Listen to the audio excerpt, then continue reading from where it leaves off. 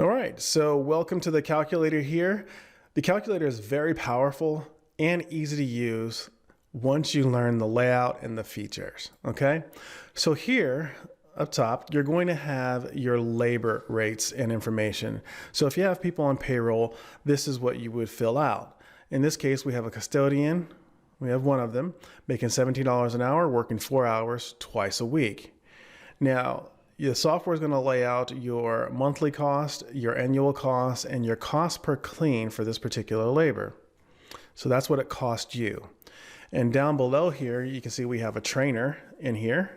So you can have multiple labor types at different rates of pay. So this one is making 20 bucks an hour. This person was making 17. And the software then gives you a subtotal of your labor costs. You see where here it says labor costs, and you've got two of them. So it's giving you a total of what this monthly labor cost is right here. And then you can add additional expenses such as cleaning supplies. So you're telling the software that you have $50 a month in cleaning supplies. And down here, you have a total of your labor cost and your monthly cleaning supplies total down here. And right here is where you would add your profit margin. So let's say you want to make 30% or 40%. You would just type that in there. And right here, the software is telling you that 40% profit margin is $439.55. That's what you'd be making every month on this particular client. However, you can just simply enter in a profit amount that you want to make. Let's say you think you can make $750. So we'll go ahead and type that in here. And did you see this number change here?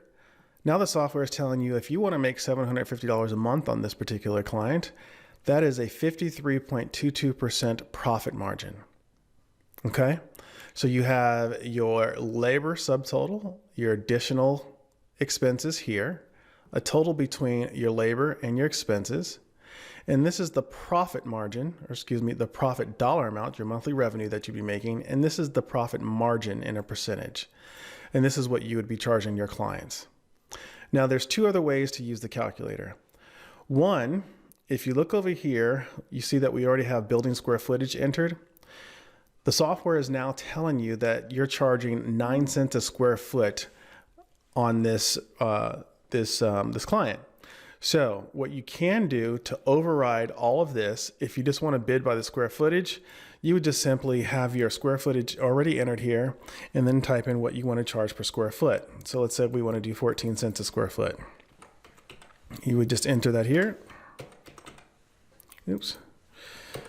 There we go, 14 cents. And now it is calculating that for you, telling you that it's $2,100. And lastly, what you can do if you want to skip all of your labor, all of your additional expenses, you don't want to bid by the square footage, you know what you want to charge, you can just simply come down here and enter in a dollar amount. And this is what's going to populate in your proposal, and you'll be charging $2,500 a month to your client.